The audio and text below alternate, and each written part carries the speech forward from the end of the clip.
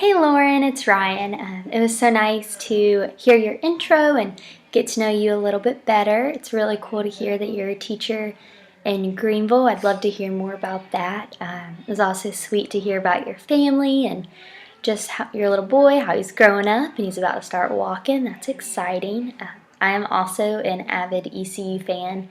As you saw in my introduction, I'm a recent grad, so it's super cool to know that there's a fellow ECU alum and big Pirate fan in my cohort. It's funny that you have a dog named Dowdy. I plan to name my first dog Ficklin, so hopefully they can get together and play sometime.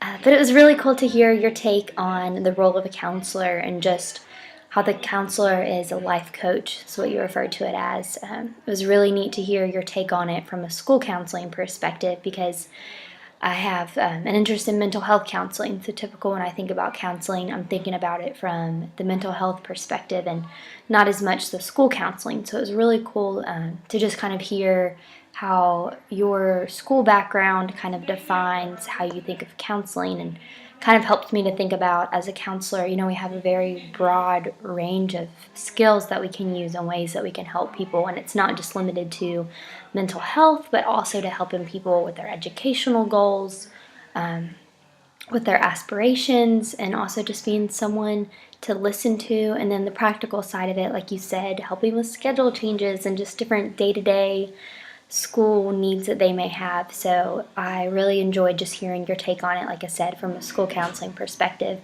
I think just thinking about it in a more broader way will help me going forward in this class and not just being limited in my view to think about it, like I said, from a mental health perspective, but also to think about it from a school counseling perspective, from a higher education perspective, and just the roles that we can play as a counselor day to day, inside and outside of the school setting and the clinical setting.